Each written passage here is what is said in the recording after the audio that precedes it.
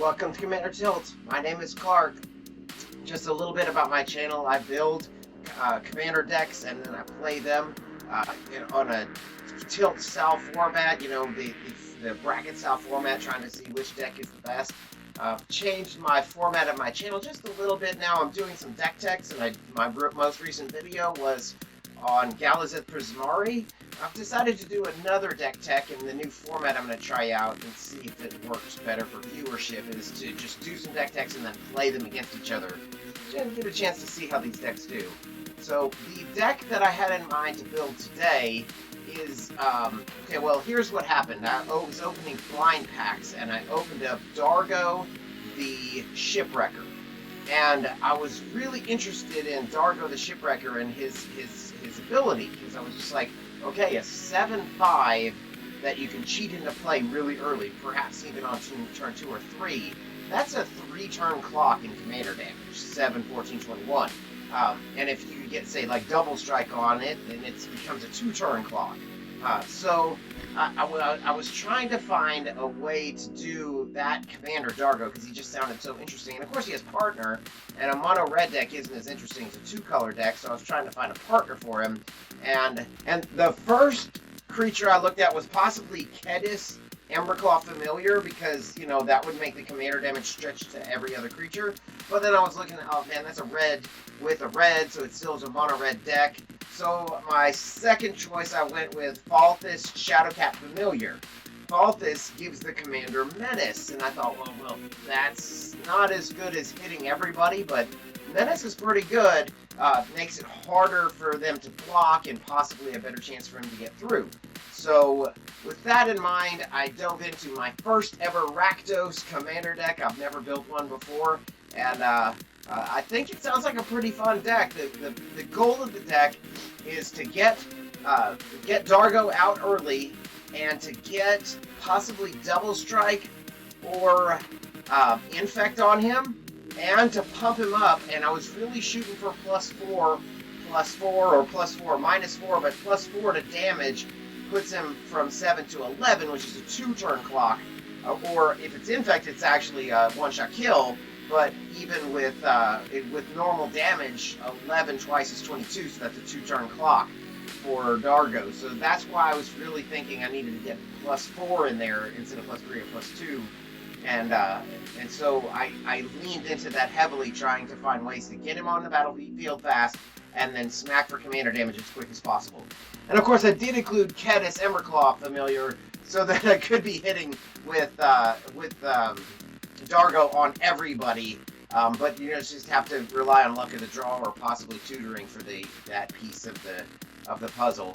And one more thing, I did notice that when I went to go to EDHREC and attempt to kind of help me build this deck, if you do the same thing, you're going to notice as I'm posting this video today, there are exactly 0 Dargo and Falthis decks. Exactly 0. Now, by the time I post this, I'm going to post this to Tapped Out, so maybe one will appear.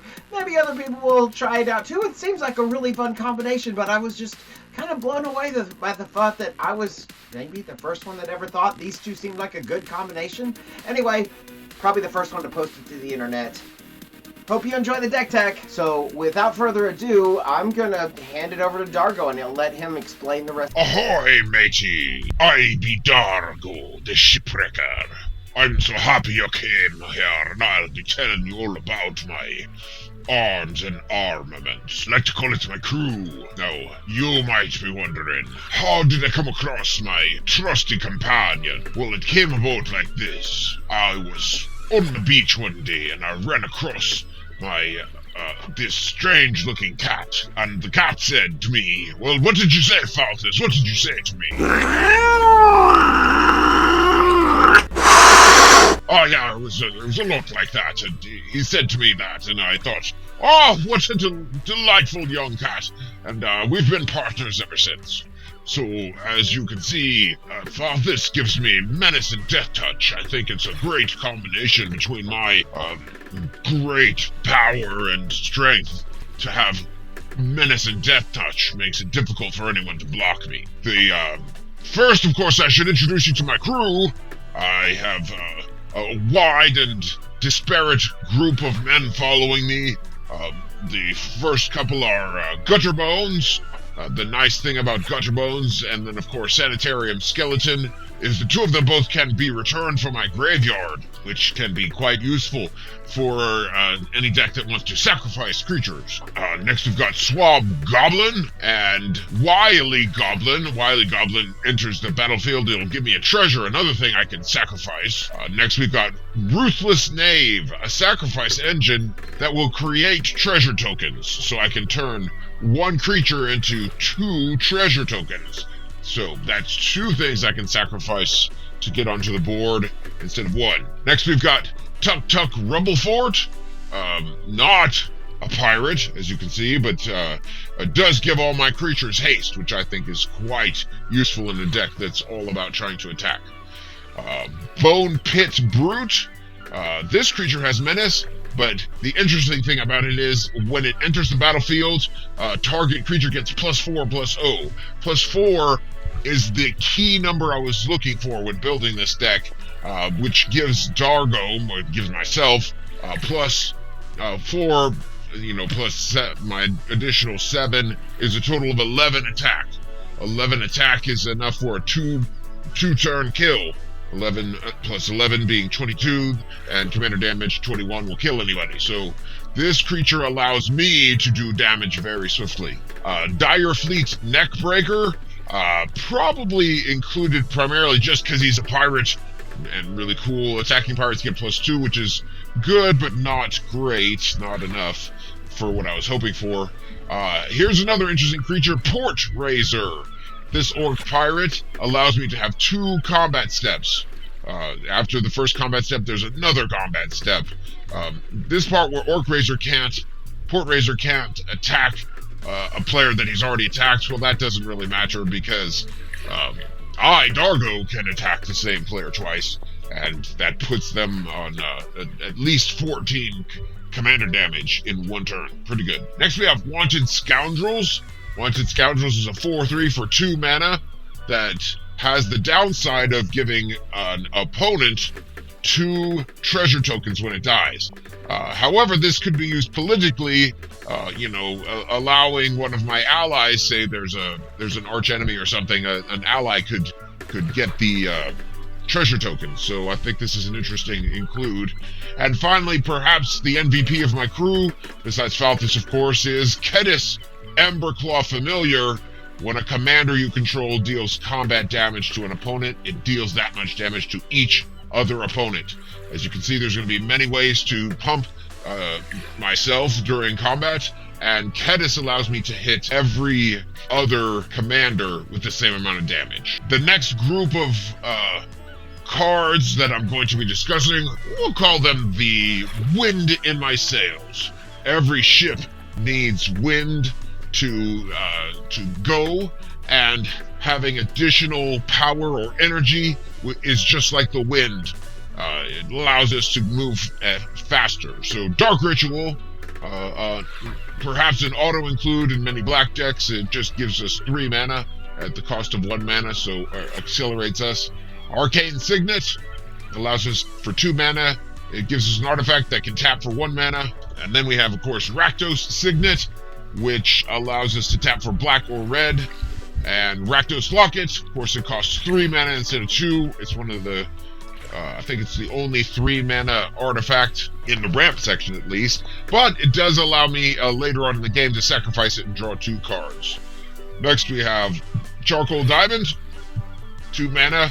Comes into play tapped, but then it taps for a black, and then Fire Diamond does the same thing for red. When the Impulsive Pilferer dies, it creates a treasure token.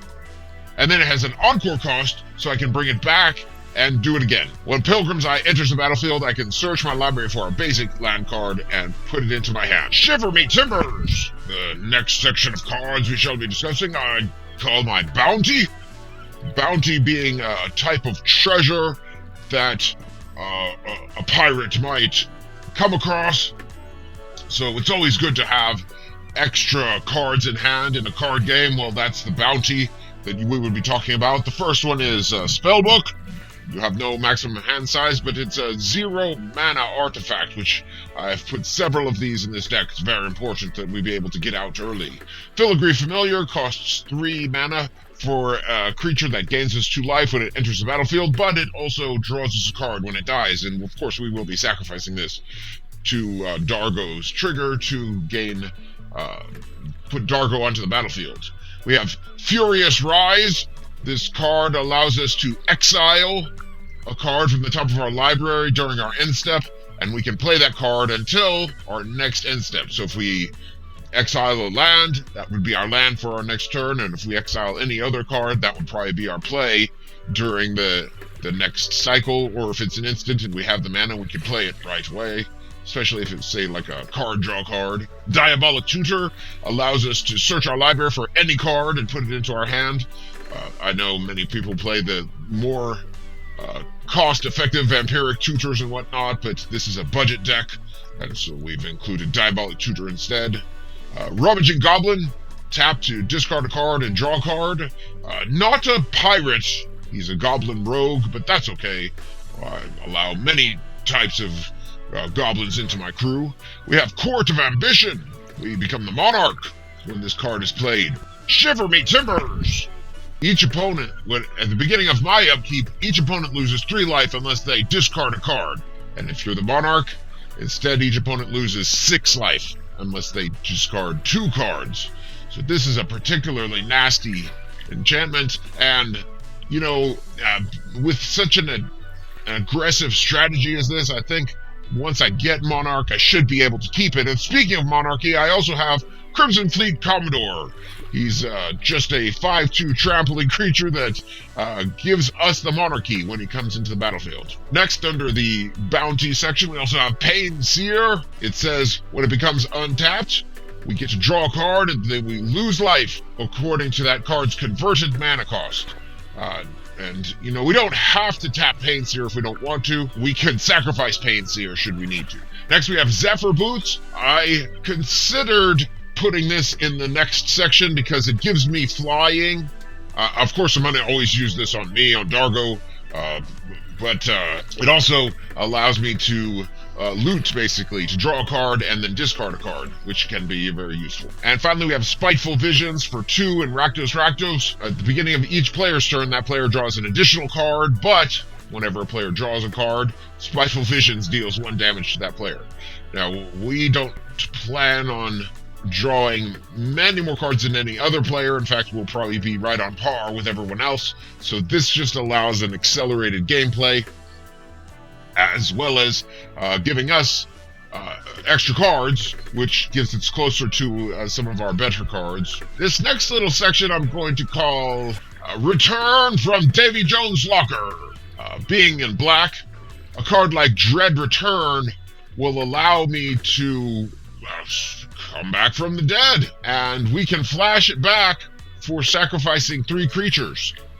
A cost that may not be too difficult in this deck, considering how many creatures we have. Next, we have Corpse Churn, mill 3 cards, and then you can return a creature card from your graveyard to your hand. This is, again, another way to get around the commander tax. Next, we have Foul Renewal.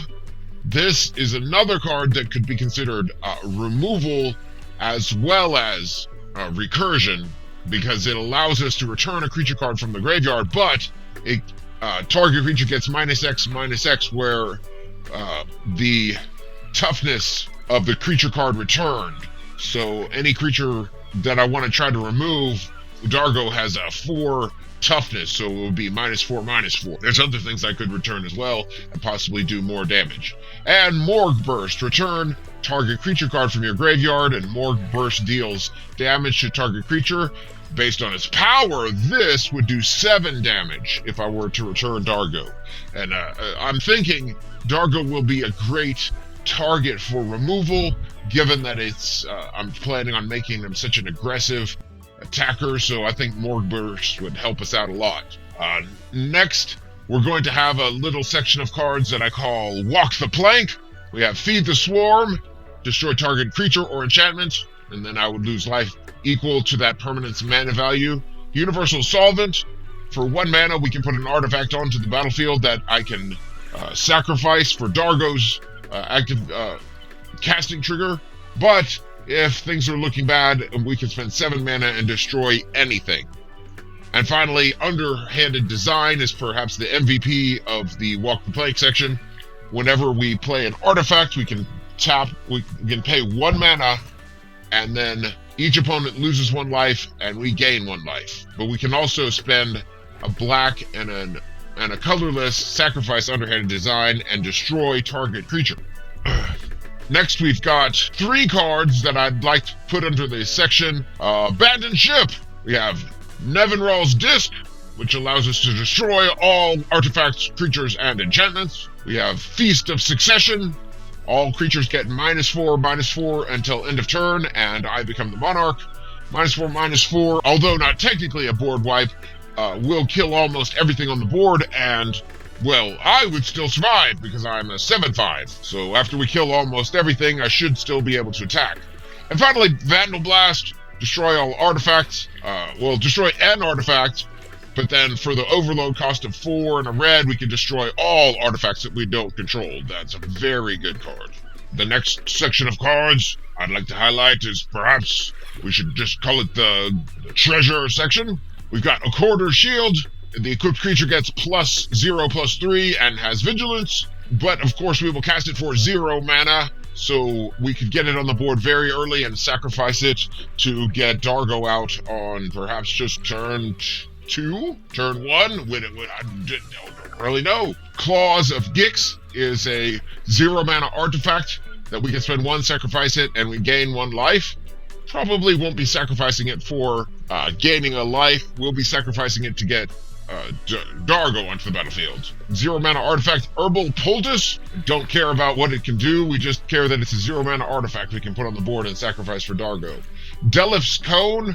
I have a hard time believing we'll ever do the tap sacrifice Delif's Cone, and then the target creature basically does no damage as it attacks, and then it heals you life gained on the creature's power. So say we were in dire need of life, we could attack an ally and say, oh, you don't have to declare blockers, I'm not going to hit you, I'm going to sacrifice it over Delif's Cone and gain 7 life. Seems like an unlikely scenario, but it's a 0 mana artifact we can put on the board for sacrificing later. Fountain of Youth is a 0 mana artifact that, you can tap it, spend 2 mana and gain 1 life, but really we just care that we can get it out for early and quick. Ichor Wellspring draws us a card, but we can get it on the battlefield for 2 mana. Kite Shield, again a 0 mana artifact, but it gives our creatures +0/+3, turning me into a 7/8. Pretty good. Tormod's Crypt is another 0 mana artifact.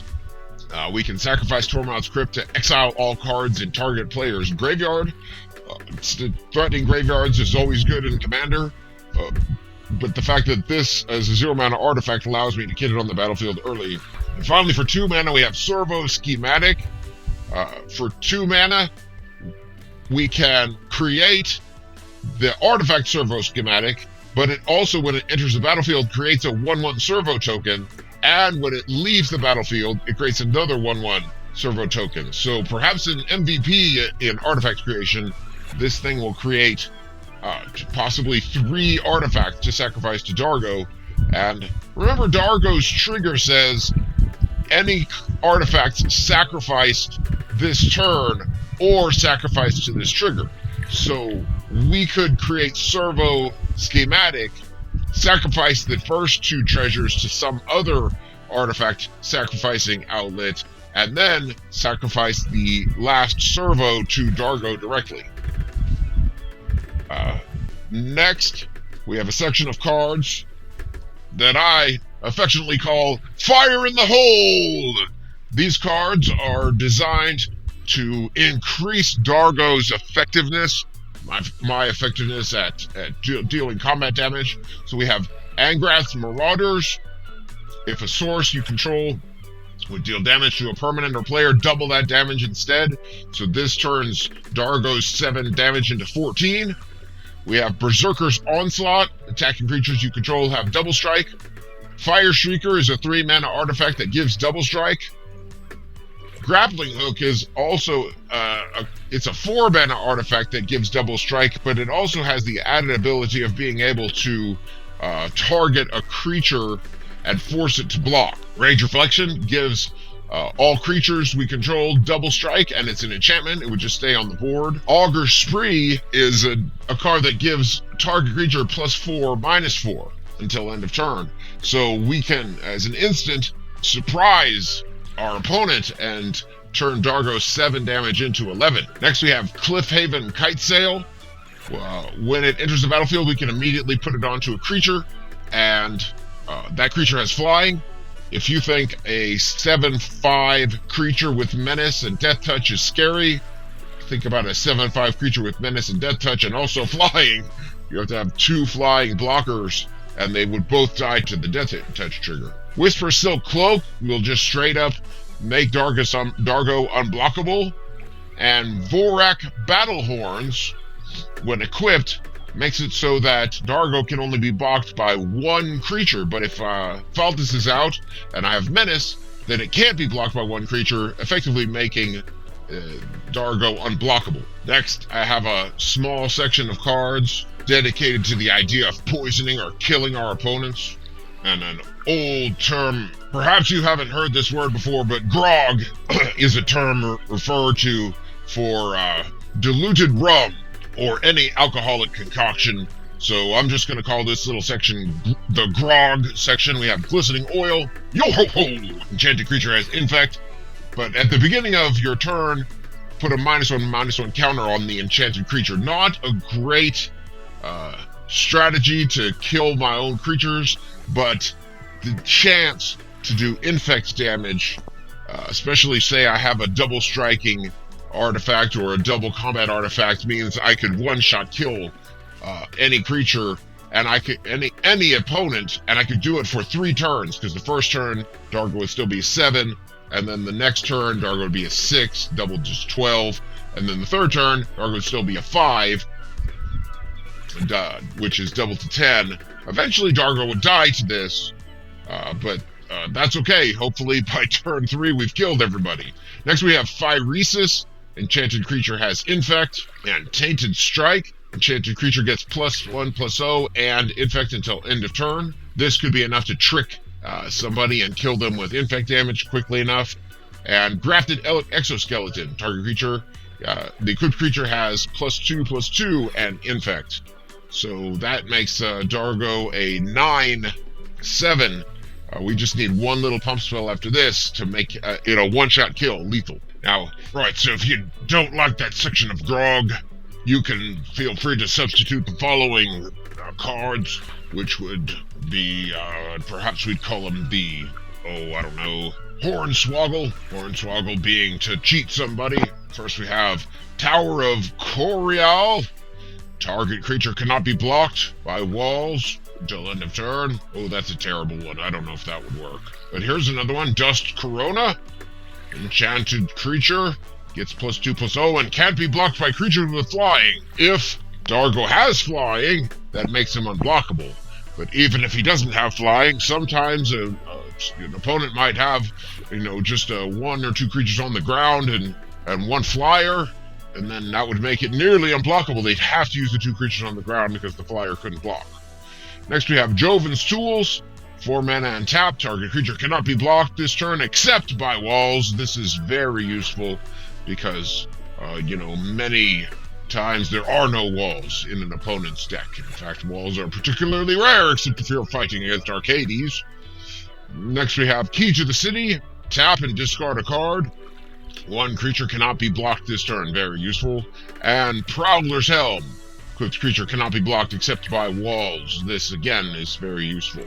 Finally, I'm going to need to go over the mana base. It's a little bit silly to think about a pirate looking for land, so we'll call it the Briny Depths. All these cards can be considered, that's silly. They're just land. And even though a pirate loves to be on the ocean, we do need to go board land every once in a while. So we have Opal Palace. It taps for any color mana, but we can also add +1/+1 to our commander if it's been cast more than once out of the command zone. So very useful to pump up Dargo. We have some dual lands. Akum Refuge gains us a life. Shadow Blood Ridge just is taps for both red and black, but we have to pump an additional mana into it. Rakdos Guildgate just taps for red or black, but it has to come into play tapped, as does Sulphurous Mire and Cinder Barrens. Thriving Bluff will tap for red or black. We would obviously select black when it comes into play, but it has to come into play tapped. Witch's Cottage is a swamp that comes into play tapped, unless we control 3 or more swamps. But the interesting thing, regardless, is that when it enters the battlefield, we may put a creature card from our graveyard to the top of our library, so a way to save creatures from our graveyard. Next we have Buried Ruin. Spend 2 and tap it, and sacrifice Buried Ruin to return a target artifact from our graveyard to our hand. Perhaps if we lost Fire Shrieker, or I don't know what else we'd want to save, mainly just Fire Shrieker. Next, Kazul's Cliff is stuck into the land section of our deck. We can use it as a land that taps for red mana, or we can play the flip side, which allows us to sacrifice a creature and deal damage equal to the sacrificed creature's power, which would be 7 in my case, to any target. And this could be a finisher if say we have infect, or just we're getting to the end of the game and we just need to push 7 more damage through. We can sacrifice Dargo and you basically fling him at the opponent. Next we've got Black Bloom Bog, which is a mana that just comes into play tapped. Or if we play the flip side, we have a 2/3 creature with menace that gets +3 as long as an opponent has 8 or more cards in their graveyard. So could be useful. Finally, we have 10 mountains and 14 swamps. But I have not forgotten, perhaps the MVP of the land section of our deck. We have Rogue's Passage. For 4 mana, we can make a creature unblockable, and obviously making Dargo unblockable is the best possible option. Wait a moment, Master. You forgot to tell them about the deck analysis. I'm not interested in doing deck analysis. You go ahead, Painsia. That's not my name. You can call me Timothy. So, here is the breakdown of how the deck is put together. Crew 14. Ramp spells 8. Draw spells 11. Single target removal 5. 3 board wipes. 9 artifacts that count as ramp, if you consider that Dargo can sacrifice them for casting himself. And 13 cards that increase damage, which includes the infect cards and the doublestrike cards. 37 land, bringing the total to 100 cards. A different way to look at it. 18 crew, 24 artifacts, 6 sorcery, 8 enchantments, 6 instants, and 36 lands. The difference being one of the instant cards is counted as a instant instead of a land. It's one of those flipped cards. Total of 100. So thanks a lot. With that, my deck analysis is coming to a close, and I hope you have enjoyed looking at my arms and armaments. Cheerio! Well, I sure hope you enjoyed that deck tech, and as I said, I'm going to be filming, I think, one more deck tech, and then I'm going to play all 3 of the decks I've done deck techs on against themselves with a 4th throw-in, and then we'll see how these decks perform under the pressure of actually playing a game. So thank you so much for watching. Have a great day. Thank you so much for watching. I do have a Patreon page, and I would love it if you would visit my page and take a look at the rewards that are available. It would help me out a lot. Remember to like and subscribe and hit that bell notification so you hear about my latest videos. Have a great day. Why do pirates take so long to learn the alphabet? Because they can spend years at sea.